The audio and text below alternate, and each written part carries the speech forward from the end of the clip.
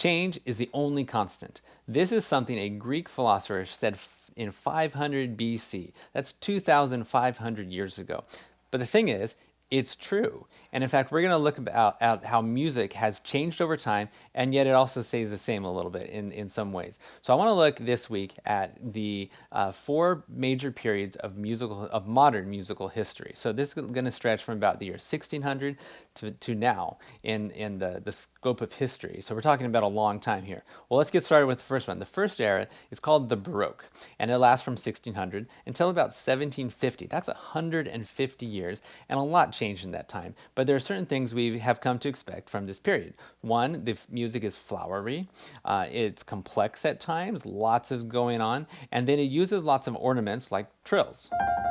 Okay. Now, every era has many composers, and yet a few always stand out as just being the best. So this one, you can think of Johann Sebastian Bach, you can think of Antonio Vivaldi or George Frederick Handel, and there's a few more out there. But today we're going to hear music by Antonio Vivaldi and George Frederick Handel. So the first one is Spring by Antonio Vivaldi. This is actually a violin concerto, and this is also one of those pieces that you should know. You'll recognize it if you have any exposure to classical music when it comes on. The second two pieces are by George Frederick Handel. The first one is Concerto Grosso in G, which was a different way of doing concertos back then, whereas now it's all just usually one player up on stage. This one actually had several players on stage, several soloists, and then an orchestra behind them.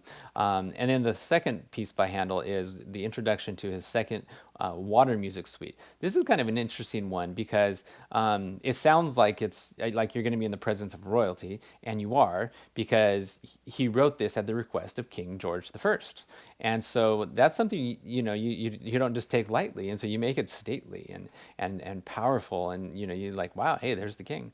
But King George requested this to be for a concert that was staged on the River Thames, which is a big river that runs through England, and it was like on barges and stuff like that. And so really, he was writing music for a concert in the park. Did you do that this summer? There you go. See, we continue to do some of the same things, even though it changes a little bit. All right, the Baroque era came to an end in about the year 1750. Now, we say this because that's the year Bach died, and he was just such a towering figure. But then we got into the classical era, which was kind of a reaction to what was going on in the Baroque times. And so you have a lot more simplicity with it.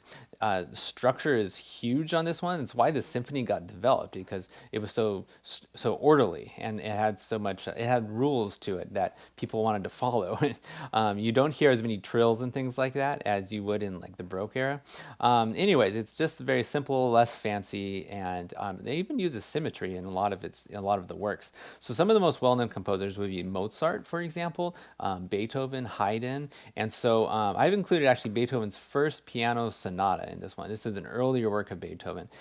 Super simple as far as Beethoven goes, and very orderly, very just straightforward, and which was very much the classical mindset. And so that's the first one I included. Now the next one, I actually am going to include a less known composer. You probably have never heard of him, Karl Stamitz. Now he was huge in the development of instrumental music in Germany at the time. So like you think of a Beethoven symphony, Beethoven probably wouldn't have written symphonies if it wasn't for this guy. But we think of Beethoven because he actually was a greater composer, and his music overshadowed Karl Stamitz's. Well, you get to hear it today anyways. It's really good. Now, enjoy the music that I have on our playlist today, and just appreciate kind of the age that it is and how old it is. But also, as you remember that this was the latest and the greatest thing in the 17 and 1800s, and as it was just as new and fresh as, say, like Lady Gaga is today.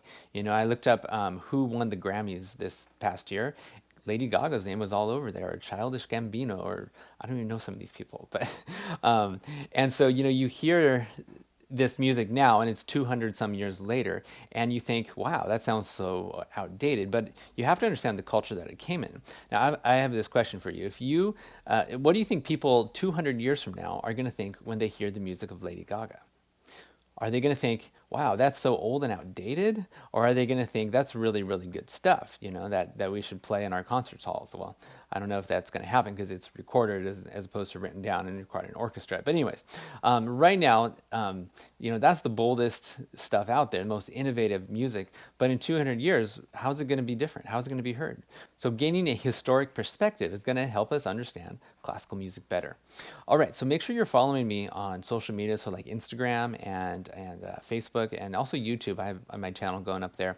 I post all these videos. I also post this to my blog on my website, m3creativeacademy.com, and just join in on the conversation that I'm trying to start here to help us help our kids understand culture and the world through classical music. It's really something that I think will benefit not only them, but also us as well. And so I'll see you in a couple days for my next installment on this blog where I talk about the final 2 periods of classical music.